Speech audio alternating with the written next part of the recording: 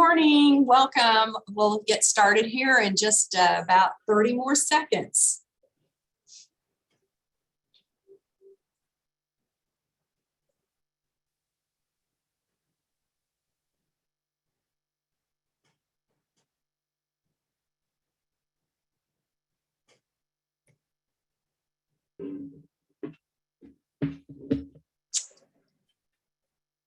All right, good morning, everyone. Welcome to the Building World Communities Through Entrepreneurship webinar.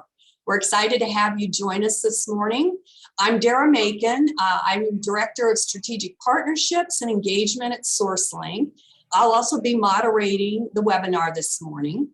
As SourceLink leads a national affiliate network of rural and urban communities that are interested in building an infrastructure to help entrepreneurs succeed. Addressing needs in rural communities is very important because it has a significant impact on our overall economy. As a matter of fact, the Aspen Institute recently released a report that tells us that 97% of America is technically classified as rural, and 1 in 5 people live in rural America. So today, our panelists are going to share their perspectives on things related to rural regionalism, equity, and also how to measure progress in rural communities and know if you're making an impact or moving the needle. We still have some folks joining the webinar, but just a couple of housekeeping notes. Please keep yourself on mute when the speakers are presenting.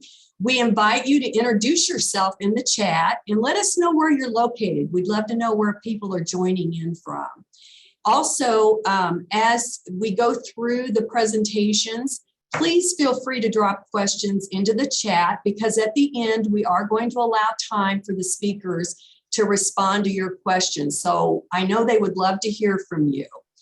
And then note that after today's webinar, you're going to receive 2 emails from us. One will include a link to the recording, so don't worry about needing to take notes.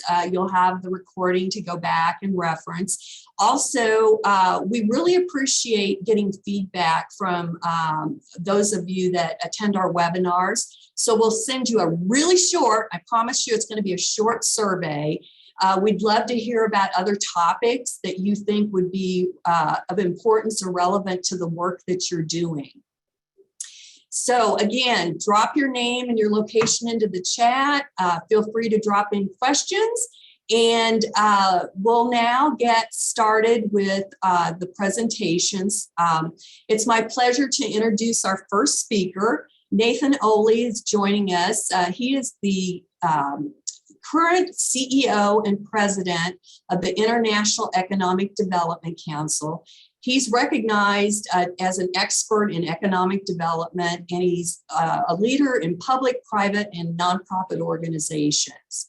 So Nathan's experience spans a number of decades, and he has experience in local, state, as well as at the federal level. So I'm sure you're going to enjoy hearing from Nathan. Well, thank you very much, Dara. I really appreciate the opportunity. Thanks for SourceLink for hosting this webinar. It's such an important topic and really thrilled and excited to be with all of you today. As Dara said, I'm Nathan Ohle. I am the president and CEO of the International Economic Development Council. The IEDC is a nonprofit, nonpartisan membership association, or organization serving economic developers, not just here in the United States, but abroad. With close to 5,000 members, IEDC is the largest organization of its kind. Over the past few decades, IEDC has broadened its understanding and work around the importance of small business growth and entrepreneurship, and how vital these approaches are to the prosperity of communities of all sizes. That's why, in partnership with SourceLink, the Ewing Marion Kauffman Foundation, and the U.S. Economic Development Administration, we've added new courses and a new accreditation program to our professional development lineup at IEDC. For the first time ever, there's a new certification for entrepreneurship-led economic development called the Entrepreneurship Development Professional Certificate. These courses and the EDP certification target those like yourselves who work with entrepreneurs and small businesses, providing them the skills and expertise to make a difference in your community through the creation of thriving entrepreneurial ecosystems. So why is this important? And why is the IEDC thinking about how to better engage in this work, especially in rural areas? The talent, innovation, and resiliency of America's rural areas will play a central role in the future of the US economy. Rural areas have always served as the backbone of this country and in countries across the world, and will continue to be a core measure of the success as countries seek to rebuild after the COVID-19 pandemic. Yet the COVID-19 pandemic has also further exacerbated the challenges rural communities face, as they had not fully recovered yet from the 2008 recession before the pandemic started. Rural communities also lag in other areas or on indicators related to poverty, health, and education. Many distressed rural areas are those where racial inequities also dominate the landscape. Now is the time to drive real and sustained change for rural and tribal areas, while also creating opportunity for small businesses and entrepreneurs to thrive in those areas. While small businesses have been crippled in many cases by the pandemic, they're also the best way to reinvigorate the economy, especially in rural areas. Small business growth and entrepreneurship are also a way to drive more equitable outcomes in rural and tribal areas, not just here in the United States, but across the world. While largely unrecognized in the national narrative, rural areas of the country are more diverse than you might imagine.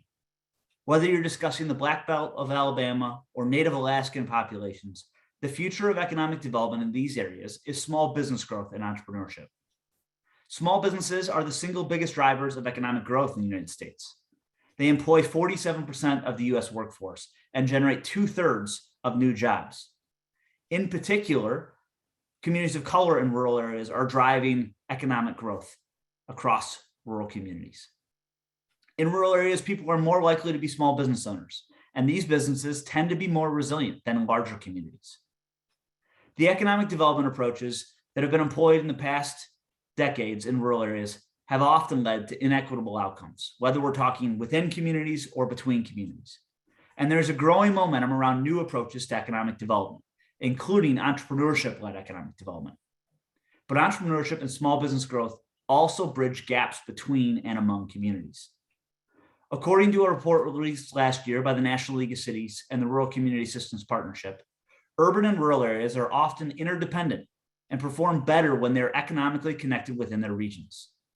Robust connectivity, demonstrated through markets for goods and services, entrepreneurship growth, workforce and supply chains that span urban and rural areas, help align the diverse strengths and assets present within those regions. Small business growth is at the heart of driving connectivity. Lastly, I want to emphasize policy opportunities to target resources in ways that will optimize the best long-term outcomes, especially for distressed rural places, including technical assistance, capacity building, and evaluation. Technical assistance like that, those programs operated not just by the IEDC, but many of the other partners on this webinar, help to mitigate risk for capital investment. They unlock capital badly needed in these communities. With these types of strategic investments and time and capacity building, people in rural communities will be able to access and create locally led strategies that will help keep wealth in the hands of rural people. As you think about how to get further engaged with others in this work, I encourage each of you to visit iedconline.org to learn more about what we at IEDC are doing, but also what others in the field are doing. You can learn and visit and get information on IEDC's courses and curriculum. You can help further engage with us on how we can partner with others to further expand the scope and resources in continuing to drive entrepreneurship-led economic development opportunities. Our new courses in entrepreneurship-led economic development will next be offered in June, and in October, we'll hold the next exam for the EDP certification. I'm so excited to help lead this work and to continue to work with SourceLink, Don and his team at E2 and Network Kansas, and so many others in this field. In today's ever-evolving environment, it is time to put a stake in the ground, to start thinking innovatively about how we can ensure more equitable outcomes for communities of all sizes. And that conversation starts in entrepreneurship and small business growth. Thank you so much. And Dara, I'll hand it back to you. Thank you, Nathan. I know we are very excited to have IEDC so passionate about entrepreneurship and thinking about the value that it brings in communities of all sizes, but especially in the smaller rural. And we love it that you're at the helm there, leading IEDC into the future and incorporating that into the mission of the organization. So we appreciate it. All right, next up, I'd like to introduce Don Macke. Don serves as Senior VP of E2 Entrepreneurial Ecosystems, which is hosted by Network Kansas and is focused on building sustainable entrepreneurship ecosystems across North America. Don has over 40 years of community, economic development, and policy experience, including previously co-founding the National Center for Rural Entrepreneurship.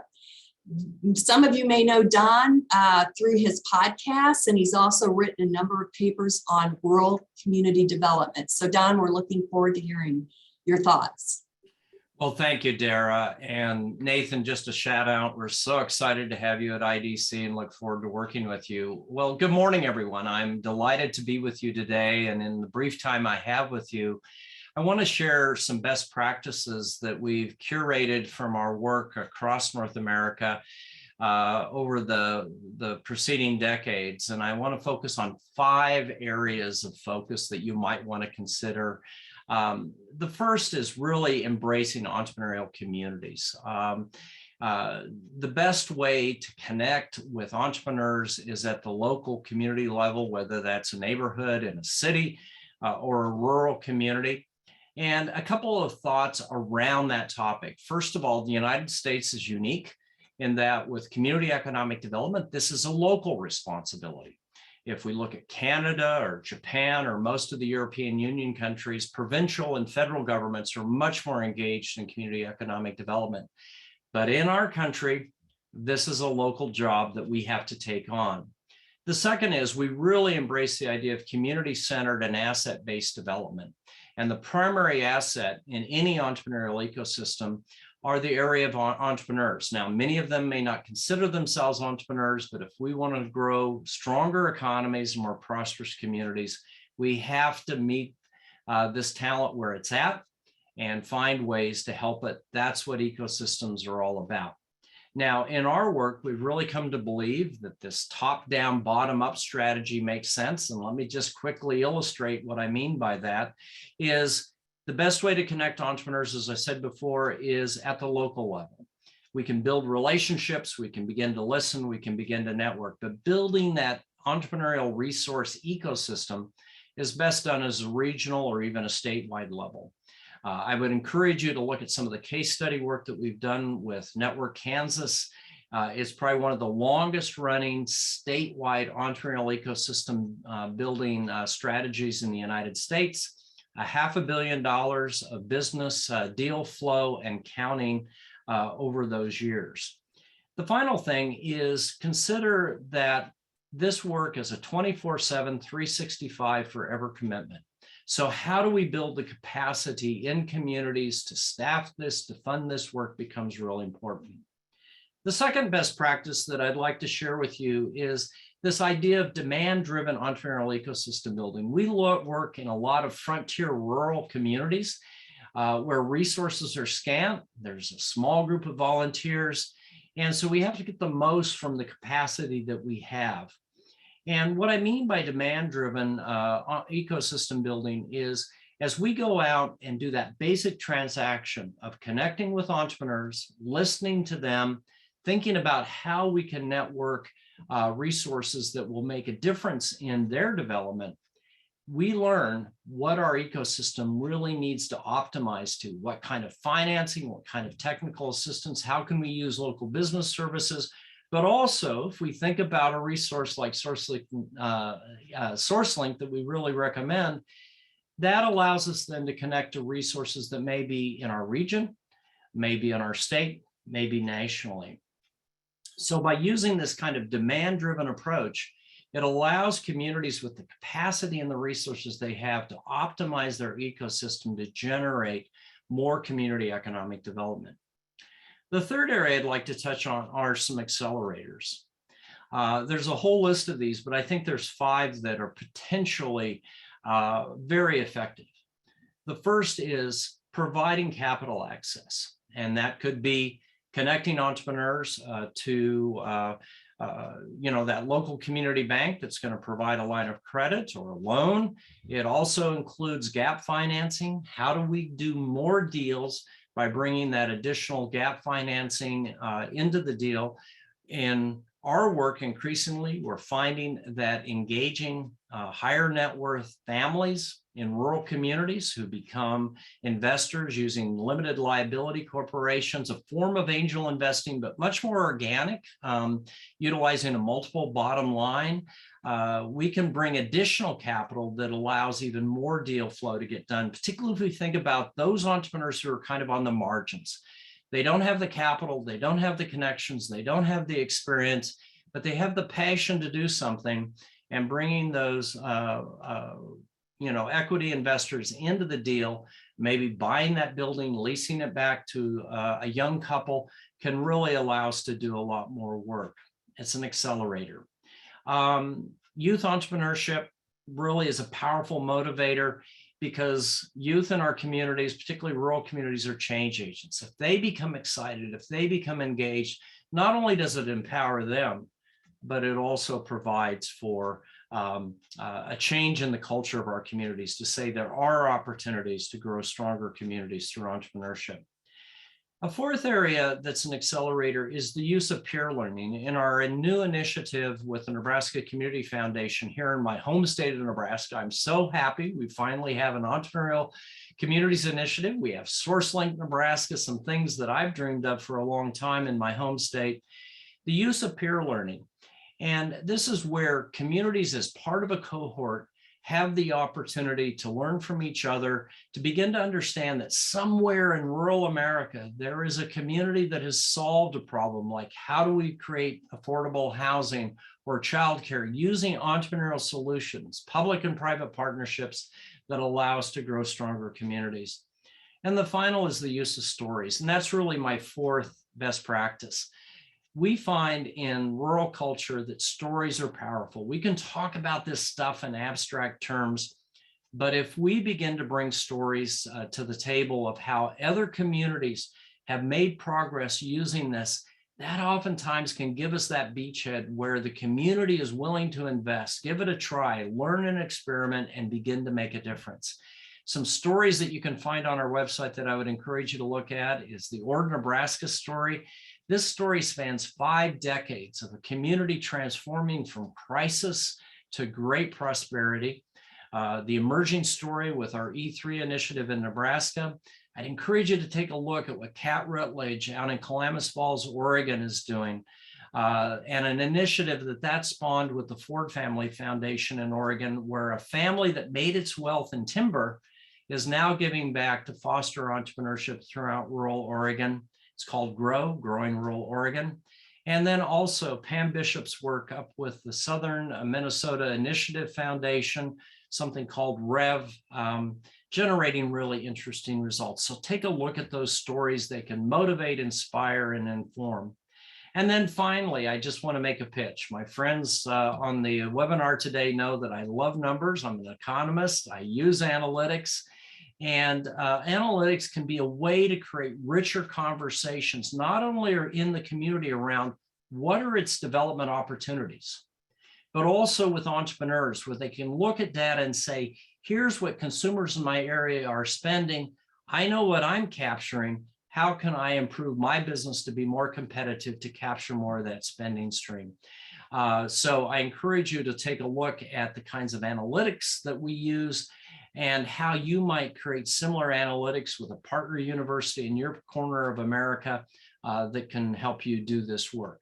Let me wrap up so I can be done in my 10 minutes, and just encourage you, at E2, we're committed to providing resources to rural entrepreneurs and their communities across America. Go to our website, energizingentrepreneurs.org. There's a whole set of free resources that can help you. You can find these stories. We encourage you to use those resources, but also take time, share your stories with us. We'll be happy to try to capture those so we can share those with others. So Dara, that's my little presentation for today. I hope it was valuable to you. Thank you. It was. Thank you, Don. I love the 5 actionable items. It's always nice when people can take some things away. And of course, for SourceLink, the measurement and the storytelling is near and dear to our hearts. So I love that you brought that up. So thank you. All right. Now, next up, I'd like to introduce Mayor Nicole LaChapelle. You're going to hear some exciting things that are being done in a small community. She's been reelected to her 3rd term in 2021 in a community called Easthampton, Massachusetts. I believe the population is around 16,000. So those of you that are on the webinar that are thinking my community is just too tiny to even begin to think about this, Mayor LaChapelle has some great ideas and actionable items that she can share. She launched an initiative called Blueprint Easthampton that was initially funded by the National League of Cities Innovation Ecosystems Grant, with the focus of really driving regional entrepreneurship and innovation. So Mayor LaChapelle, looking forward to hearing what you have to share with us. Thank you so much, Dara, and hello, and thank you to all the SourceLink team.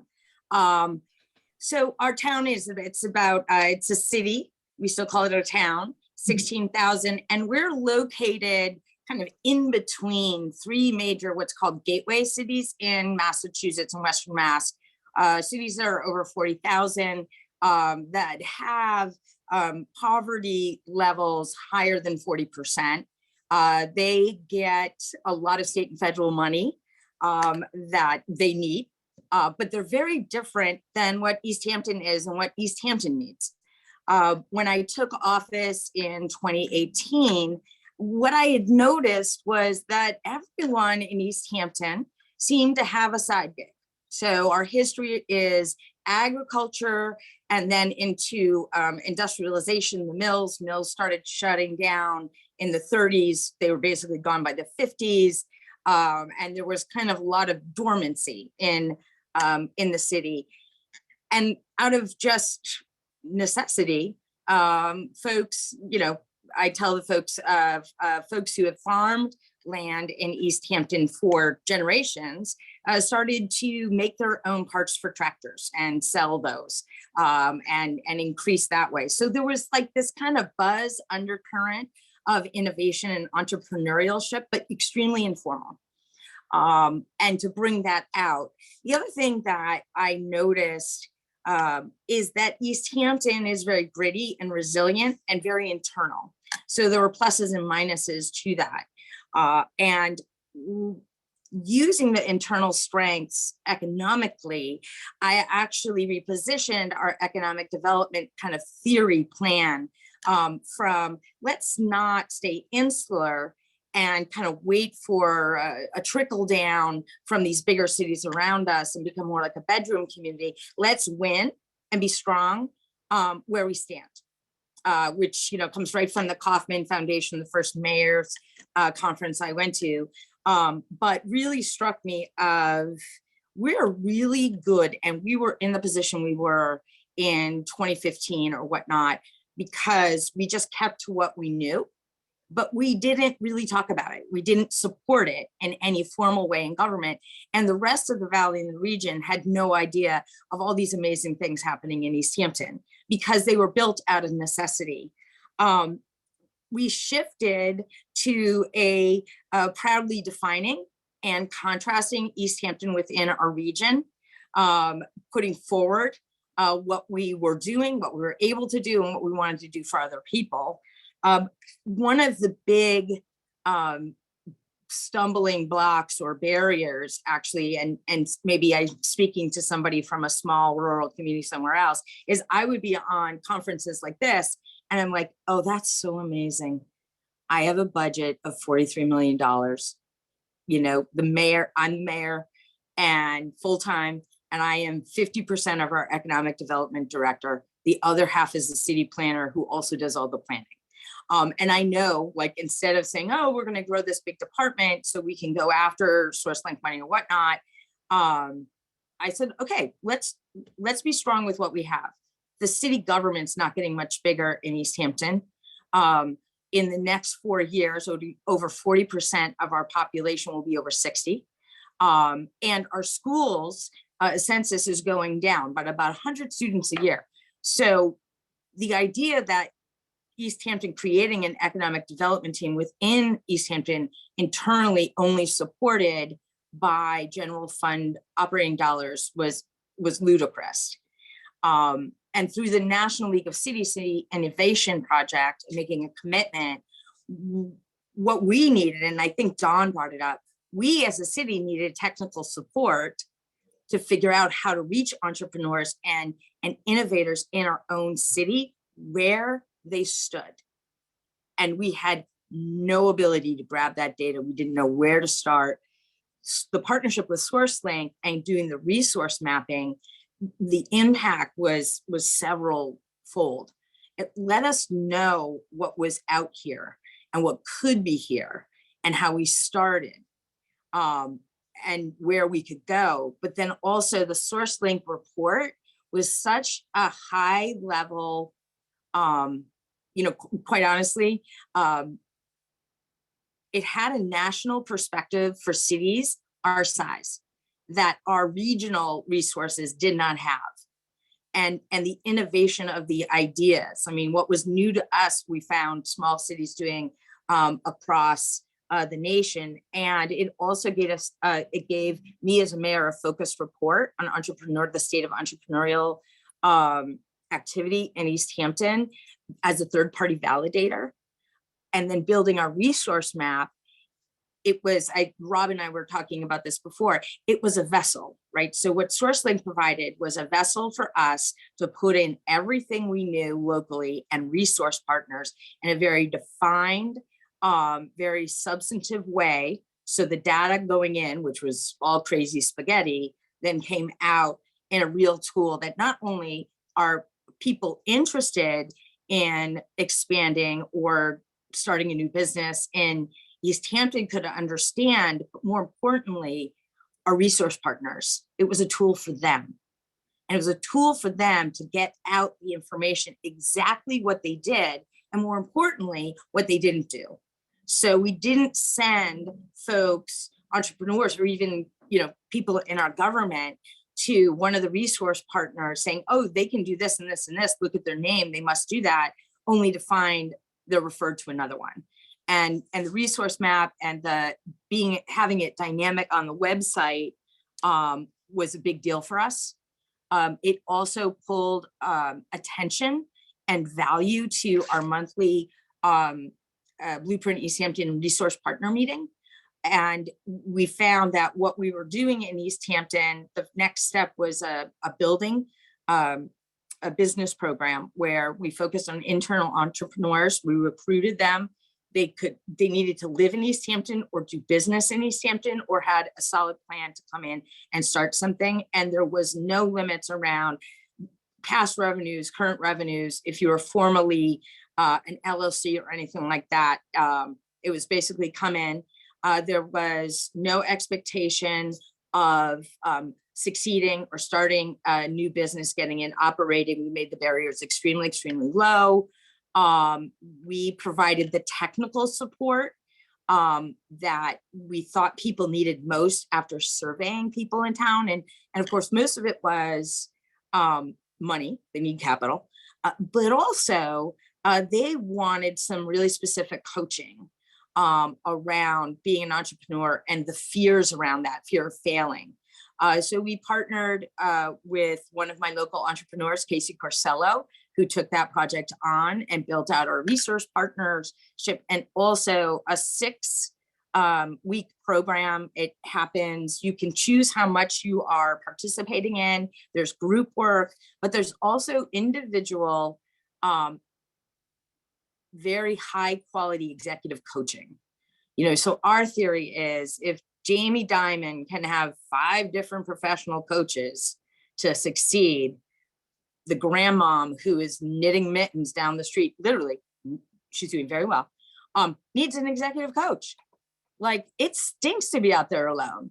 And so the executive coach, and we guaranteed people at the end of the program that they would get money. we would give them $2,000 to spend whatever they want to do on their business. And they defined what they needed for that next step during the 6 weeks. We also offered a life plan business program if that's what they needed. That's the other thing is it wasn't, we looked at Blueprint Easthampton as not grassroots, but the mud, like people in the mud doing great in the kitchen or really had this great idea. And why would they take the time? Because they do it alone. And we're, our thing was lift them out of the mud or get them more knowledge about the mud they were in. And one of our first cohorts of 12 kind of was doing the mud and doing okay. And through the course of the program, realized this is not what I want to do. But they had debt from trying. So their $2,000 went to the debt for trying. And the idea is that success isn't a blooming business. Success is that you tried. And we didn't care what failure or success was. We measured our impact by our outreach to businesses, what activity we're seeing on our resource partners. That then grew into a statewide coalition. So folks saw what Easthampton was doing, and I have a big mouth, and said, well, wait a minute, we want to partner with you. This was one of the big lessons. We were so close to collaborating, joining with a larger table of folks and letting go of our micro local effort. And thank goodness we didn't. Thank goodness we didn't for a couple of reasons. One, micro level is important. It's comfortable. It feels okay to say you're messing up or you don't want to do something. And with executive coaches, and it gives a cohort of support. And Easthampton, they purposely want to do business with Easthampton because who we are. So to roll in a bigger table, we would have lost really the purpose. So the collaboration is now spawning smaller Blueprint Easthampton cohorts and programs done by different businesses. We got a grant, Easthampton, to fund actually a staff person to work in rural communities with the LGBT Chamber of Commerce for Massachusetts and the Black Economic Council. So they could fund a person that would do the work of Blueprint Easthampton and in an authentic way, community to community.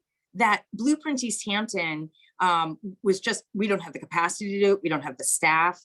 And we don't have the authentic relationships. I mean, just know what you have. So I want to allow for a question and answer, Dara, but I would just say that the credibility we got by following the path of the Kauffman Foundation, of NLC, the connections with SourceLink, this connections with Rising Tide, it gave us the credibility and confidence as a tiny city to make these steps that really has grown out of our city. Like we're handing it off to regional partners in other cities, keeping our local focus cohort, which just started.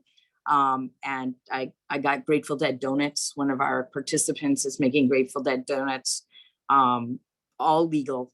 I asked them 4 times over, like no cannabis, no fun, and they're delicious. And I'm so excited, and they are so excited. And at the end, their cash there is to get another donut machine so they can be in 2 places at once. So that small stuff it's exciting, and telling the story of it. The local press has been eating it up. It's been fantastic. Thank you, Dara. I hope I lost track of time as you usually do. No, you're doing great. Yeah. And So, you mentioned the questions. And so I just want to remind everybody that we would love to have you drop any questions into the chat, because we are allowing some time at the end to open things up for our speakers. So Mayor LaChapelle, always love listening to you. You are just passionate. And we love to hear that you are taking the things that you've learned and you're sharing it with other communities. And And also this piece, I think, with rural, small, you've still figured out a way to energize your community, and thinking about that equitable piece and really meeting people where they're at, which is so important. So thank you for sharing those thoughts. No, well, I know it's supposed to, I want to just, I just in my notes, my assistant's like, you didn't talk about, the resource partner meeting has also that we do every month. It's like a drop-in. Sometimes there are 20, sometimes there are 5. Very interesting things are happening there, in that it's not just about the programs we have.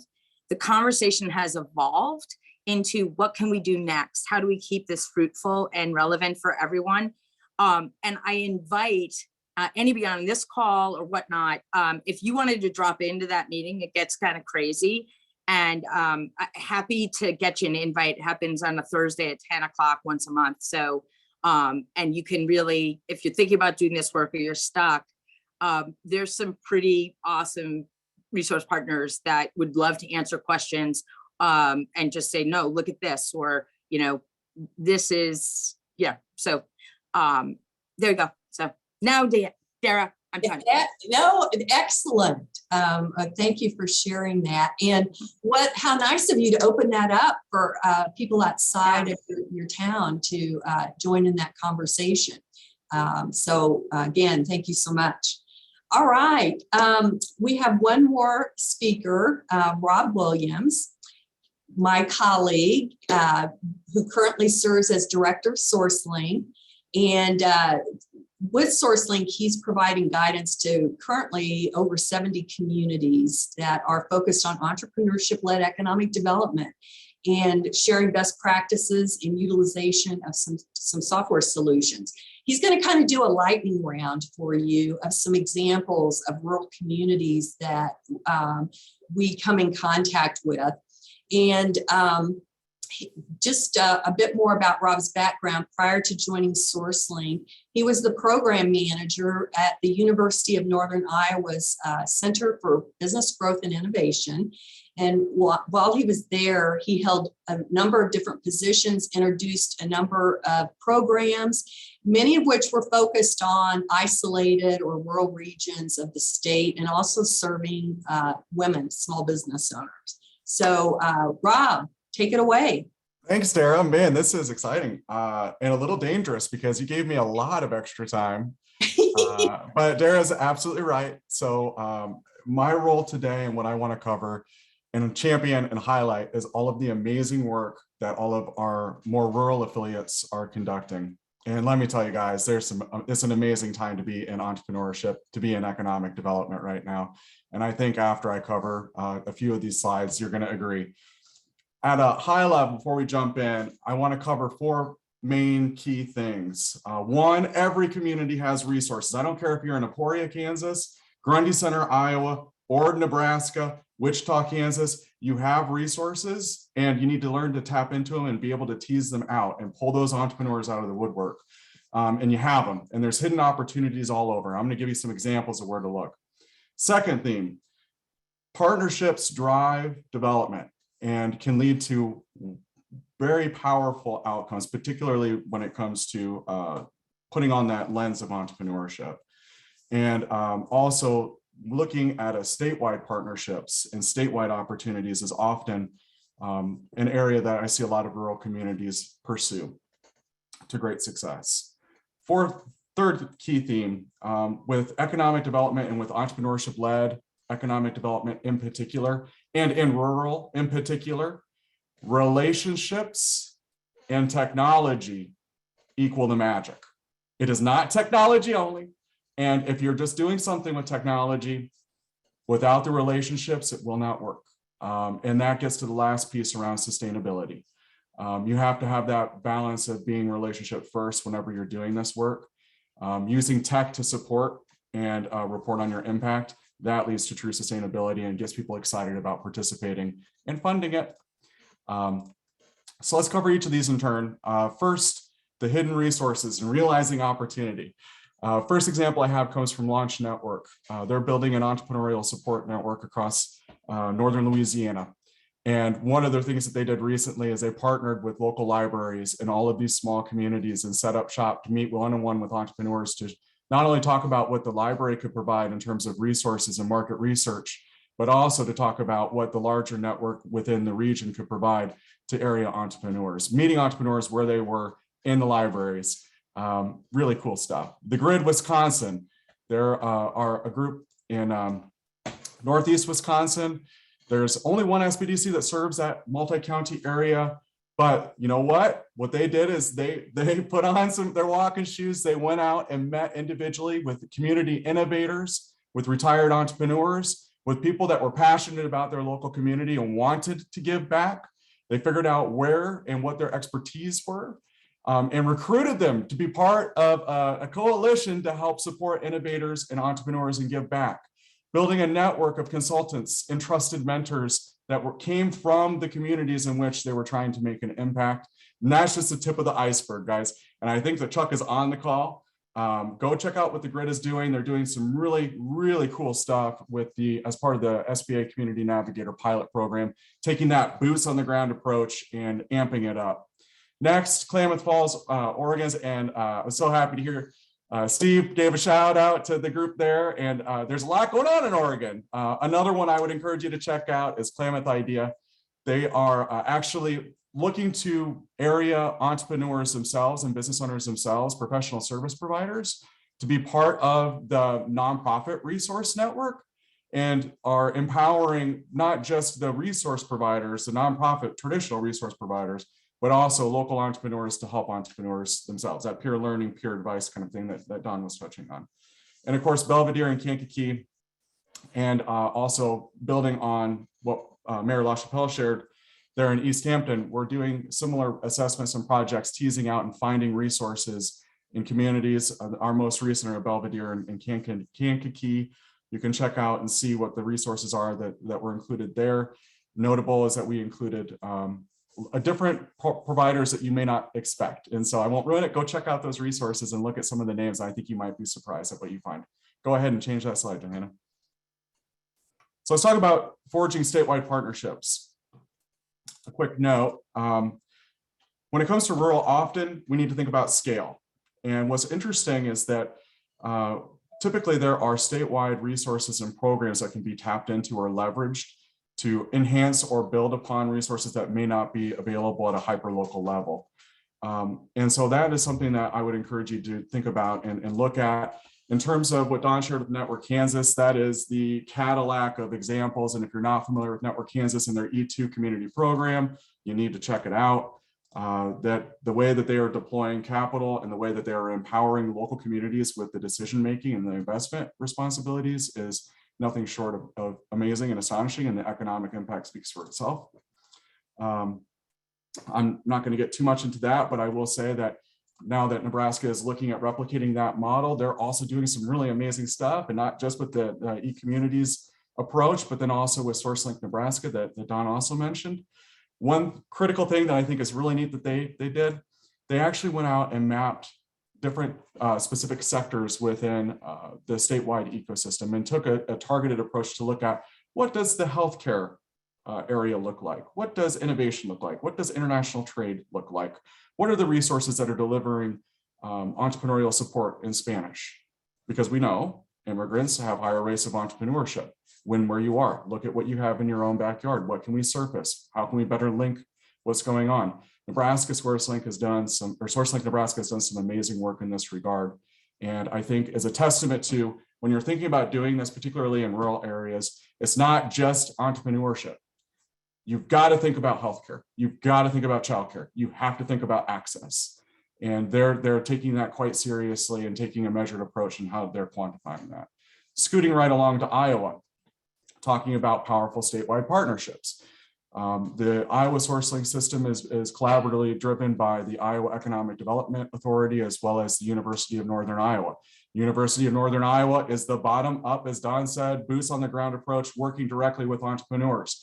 The Iowa Economic Development Authority is the top down, obviously the top economic development agency in the state, providing guidance and buy-in and bringing the economic developers on board. Together, they're delivering and touching thousands of entrepreneurs. Quick side note, One of my favorite Iowa stories. Back 7-8 years ago, there was a partnership developed between the Iowa SourceLink group and the Iowa Department of Commerce, Iowa Department of Revenue. And they started delivering these Iowa tax webinars in rural Iowa 8 years ago. This was before the word webinar existed. How many people do you suppose came to those Iowa tax webinars? I'll tell you, we were attracting over 100 attendees per session, and all of them were coming from rural Iowa. And that was as a result of a collaboration, and we had identified an area of training that needed to happen and made it happen through a strategic partnership. Those are the kinds of things that can happen. Start in Wisconsin has another model where they have a statewide network, but here again, kind of like Network Kansas and e-communities program, and to the point that was made earlier about entrepreneurship by Mayor LaChapelle, happens locally. They've divided their state into regions and have created empowerment groups inside of each region with leads that are spearheading local efforts that funnel up and power the wider statewide network. Very pioneering model, first of its kind that I'm aware of. Louisiana will be soon following suit, and so be watching for that. Comina 66, I think there's an important point here, particularly given what's happened in the last few years in Nebraska, Iowa, Missouri. Don, you know about the floodings, right? And we know in Puerto Rico what happened, Hurricane Maria.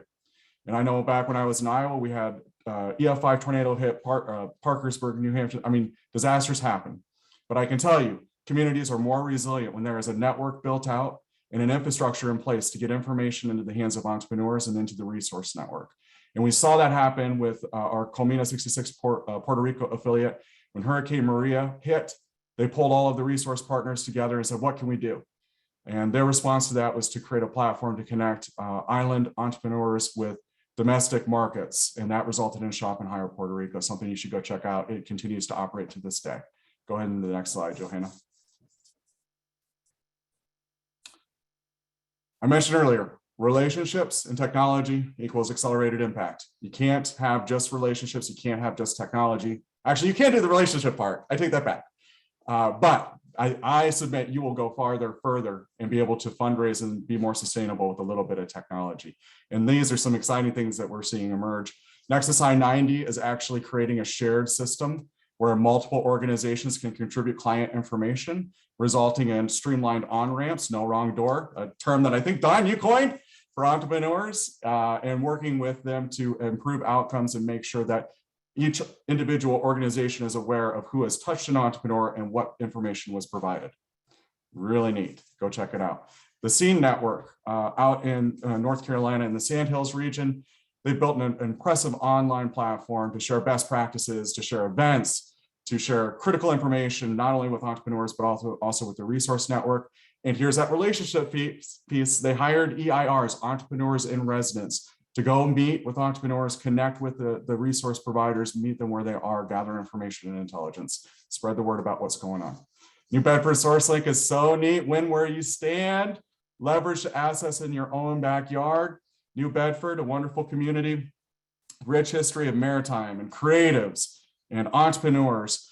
They are seeking to elevate and build on that rich tradition and culture. They're doing storytelling through the marketing platform they've developed at New Bedford SourceLink. Storytelling, getting to the culture of entrepreneurship, making it seen as and recognized as a viable career option, as an exciting thing for people to do, even if they fail 1 or 2 times, to Mayor LaChapelle's point. And last but certainly not least, in terms of relationships and tech, we have West Virginia Business Link. And my favorite thing about West Virginia, they had, and these conversations happen over years, and you've heard each of us allude to it. Entrepreneurship and economic development doesn't happen in 1 year. It doesn't happen in 3. It starts to emerge around 5. West Virginia has been talking about and building a small, loosely coalition with their entrepreneurship ecosystem group for the better part of 4 or 5 years. And we're able to evolve and advance a lot of those conversations into tangible outcomes and track it only because they were able to put a little bit of technology behind the relationship building that was happening, but it takes time. The most recent culmination of that great work was their Bridging Innovation event that took place just earlier this month. Go check that out. They had 13 different sponsors and partners that delivered that event, and is another excellent example to look to. Go ahead, Joanne. And on that point too, Mayor LaChapelle talked about bringing those resource partners together and meeting on a regular basis. That's what that group was doing. If you're not doing that, start, because that'll be the starting point and the framework and the infrastructure you will need in order to do and be successful for any entrepreneurship economic development activity that happens that follows. Launch 734, when we're talking about sustainable support and collective impact. I love what Monroe County and their Business Development Corporation is doing.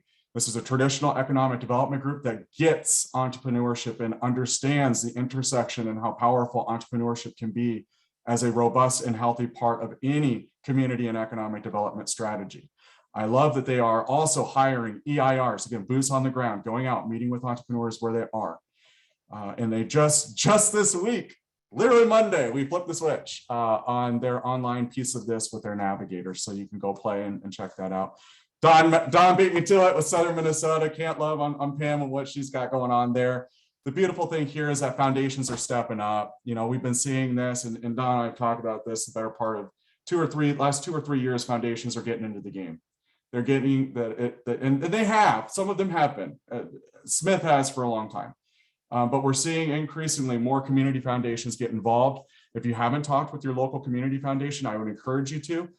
Dara, what was it, 2 years ago, we did a GEW webinar on funding sources. If you're in a rural area, I know the first question is, how do we fund it? We have a whole slide of amazing resources that really, I had my rural hat on when I was thinking through that list that you should go check out. And on Don's website, he's got a whole section there as well that you should check out when it comes to funding in terms of the sustainability. Smith is a great organization. Go talk with them to learn about why they view it as important. The Oakland County Business Forward Program, again, they applied for the SBA Community Navigator Pilot Program, which is really a hub and spoke network, collaborative impact type of a model. Very exciting, first of its kind. You know, what's neat is they ended up not receiving that funding, but they decided to do it anyway. And they self-funded it, and they're delivering it, and that'll be launching next month.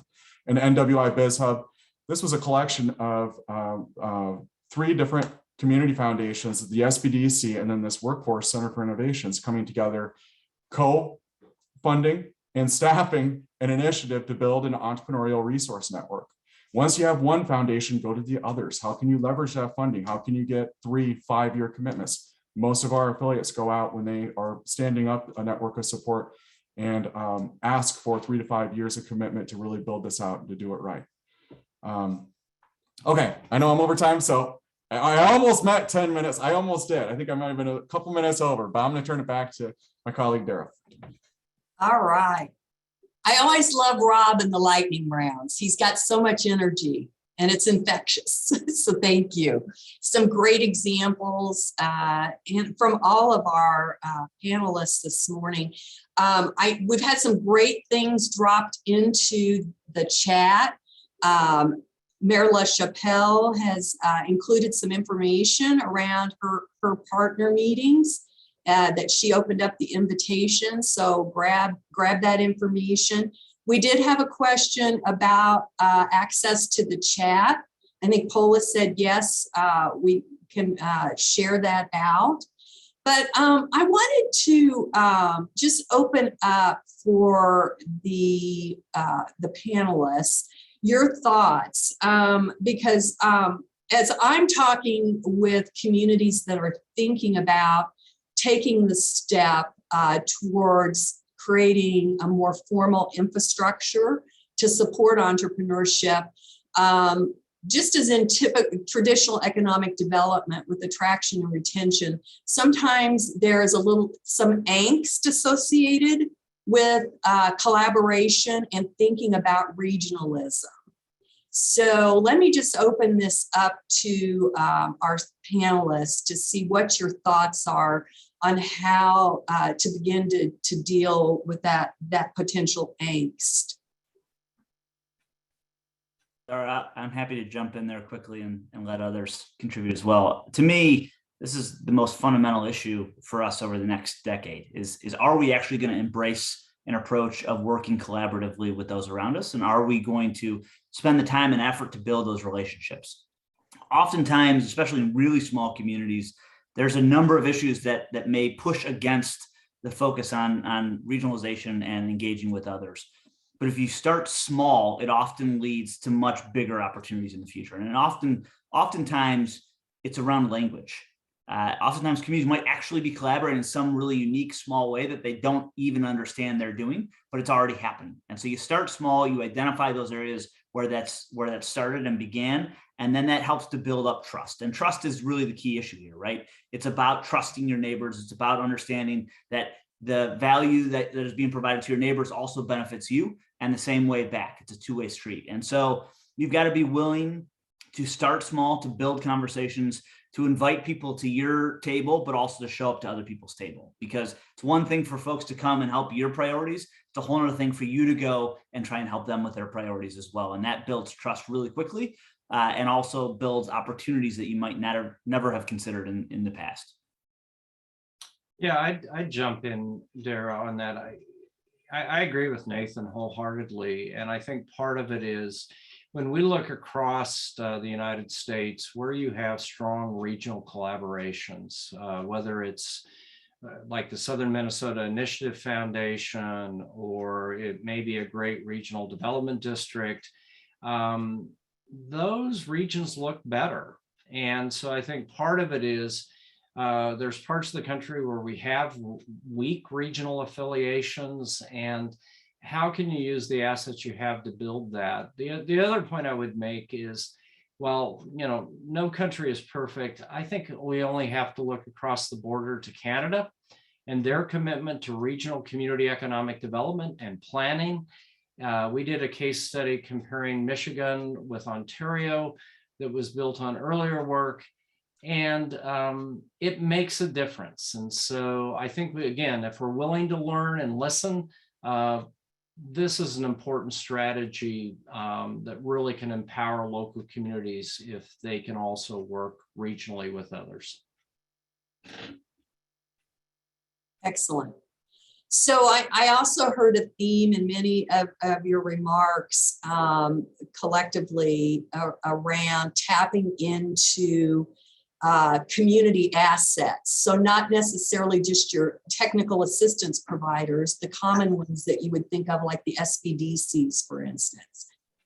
Do you have any other thoughts or tips on how to go about finding those people, or if you know who they are, how to get them engaged in mentoring or coaching or other things? Well, again, I think in the rural space, look to your successful business people. I mean, part of the success in Ord, Nebraska was successful entrepreneurs not only became investors, but they became mentors.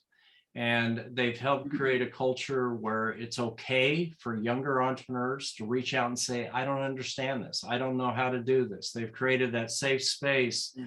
And so rebuilding our business services and tapping into the expertise of folks who are already in our region and their willingness oftentimes to sit down and listen can be a powerful asset. I think that's part of the neat thing, Rob, with what Klamath is doing by saying with their SourceLink, how do we allow for-profit resources to be part of the system? That's pioneering work, and we should pay attention to how they make that work. I would just jump in on mentors and what we found in our micro local program is that the participants wanted to be prepared to get the most they could out of mentorship. And often when they were in other mentor-based programs, they didn't feel like they were using their time or the mentor's time. They didn't know what to ask. They didn't know what to need. And so working with that coach, it really helped them to figure out and really kind of come to terms with the entrepreneurial mind that they had and what they can get out of others. But, a lot of what Nathan and Don have said, totally agree. And I'll tell you, one of the biggest topics through all of this, and it continues to come up over and over again, is this idea of collaboration and not competition. I mean, the federal and state system is set up to compete against each other, and to have to say, and it surprises me when people choose to listen to a mayor and when they don't. But when I go to these tables, I know it's never when I want them to, but it's important to go to those tables and you talk about other people's tables and say, I mean it, I have skin in the game. Like, do you need me to say on this call, I will not apply for XYZ grant?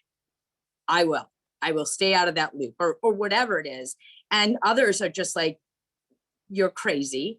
But Nathan's right. I mean, the collaboration, you know, Easthampton can be the biggest boom, cool kid, you know, city in Western Massachusetts for 5 years. Well, that's going to change when the economy changes because we're really small, right? I mean, that's just the reality of it. And Springfield or whoever it is, or Baltimore City, Maryland, who I met through these programs, like, they're like, hey, like, this is what we did. And it was helpful to have them come to a call and talk about that because it wasn't, you know, the loudmouth mayor from Easthampton, or it wasn't a trick of trust. You can't spend enough time at other people's tables or being willing to quote unquote give up something and then watch it grow. Nathan and Don, your comments and that resonate in real time. And I did not believe it would work that way, Rob. I know you told me it would, but it really has. It really has. I mean, so I, you know, again, anybody who wants to talk about it, and just go into the resource partner meeting. You just never know what's going to come up. So. Well, unfortunately, we're at the top of the hour. This has been awesome. I can't thank our panelists enough for taking the time to share your thoughts and your expertise. Also want to thank those of you that joined us. And just as a reminder, we will send out a follow-up email with a link to the recording. It sounds like you'll get access to the chat so that you can follow up with individuals. And then if you would just take a moment to complete that really short survey that can help inform future webinars.